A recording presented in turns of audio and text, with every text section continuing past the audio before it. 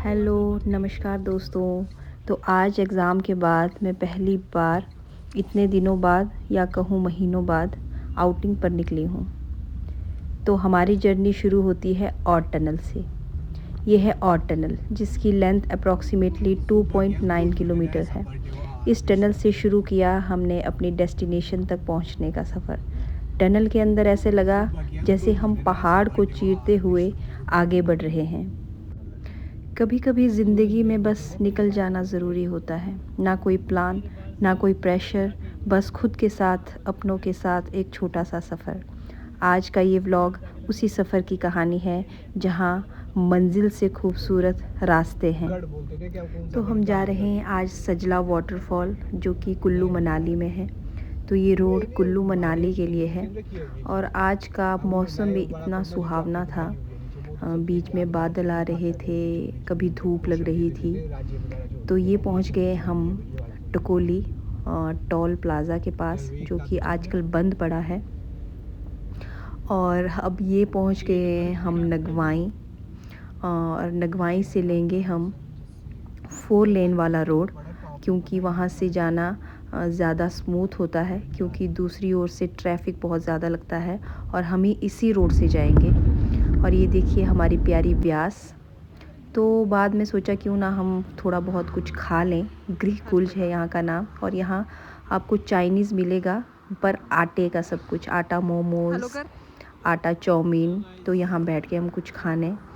और ये है मेरी प्यारी ननद एंड ये है मेरे देवर। और हमने थोड़ा सूप पिया और निकल पड़े आगे।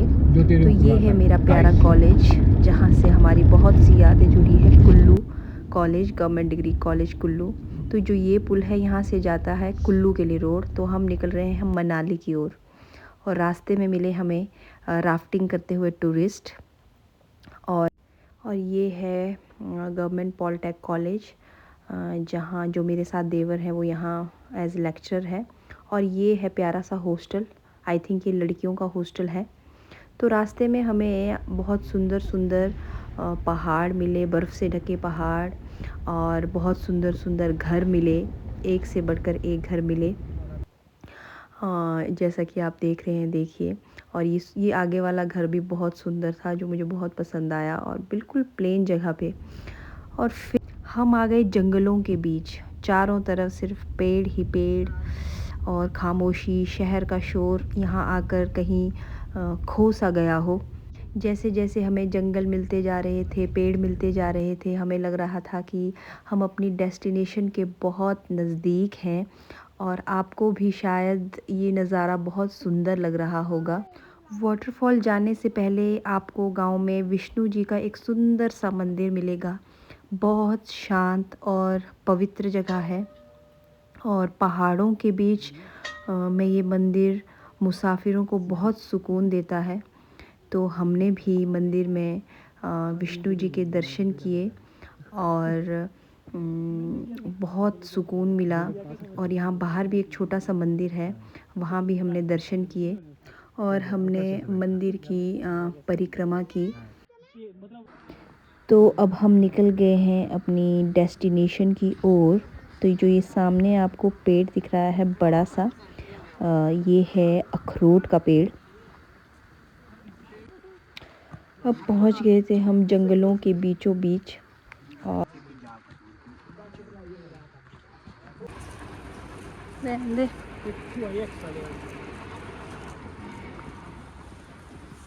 भेड़ा तेरिया मैमनू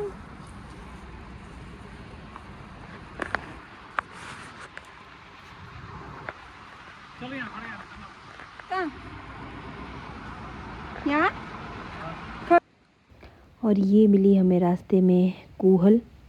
हम अपनी भाषा में तो कूहल ही बोलते हैं, शायद हिंदी में भी कूहल ही बोलते हैं।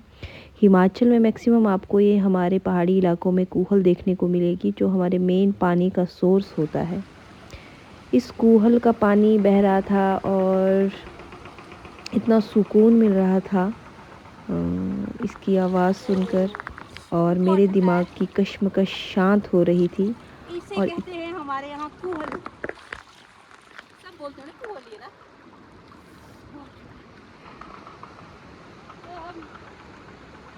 दूरी रह गई है सजला वाटरफॉल के लिए। काफ़ी चेंज हो गया है कुछ सालों में और काफ़ी टूरिस्ट आए इस बार।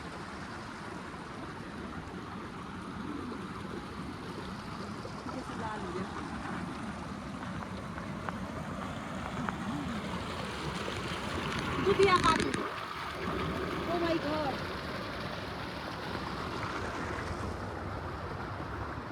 ये है जंगलों के बीच पहाड़ों की गोद में एक सुंदर सा वाटरफॉल जिसे कहा जाता है सजला वाटरफॉल। और शायद यहाँ हम 4th टाइम या 5th टाइम आ चुके हैं और इस बार टूरिस्ट बहुत ज़्यादा है। वैसे हम अकेले ही होते थे, मतलब बहुत कम होते थे जो आते थे। तो ये है सजला वाटरफॉल जो कि कुल्लू मनाली में स्थित है। यहाँ आपको पेड़ों की अलग अलग आकृतियाँ मिलेगी। यहाँ देखिए इस पेड़ में, ये तो बिल्कुल मतलब सिंहासन लग रहा है। हम कह सकते हैं कि नेचर्स थ्रोन। फिर हम चल पड़े वापसी की ओर, फिर से उन्हीं खूबसूरत जंगलों से होकर। तो यहाँ इन्होंने भी क्रिकेट के थोड़े मज़े लिए और बेचारे बच्चे का बैट ही उड़ा दिया। तो लड़कों को क्रिकेट तो पसंद ही होता है। तो देखिए यहाँ कितना सुंदर लग रहा है मंदिर वापसी में, और बहुत सुंदर नज़ारा लग रहा था। मैंने सोचा क्यों ना इस सुंदर नज़ारे को कैप्चर कर दिया जाए। Not for fish.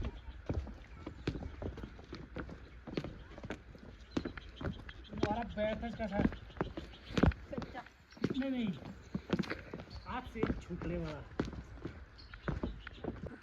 ये है इस गांव का, सजला गांव का आंगनवाड़ी केंद्र, छोटा सा आंगनवाड़ी केंद्र। शायद हाँ। फाइन पड़ेगा। गेड़े गेड़े में निकलाऊंगा यहाँ से। गेड़े वर्गा। उस टाइम तो चलानी भी नहीं आती थी।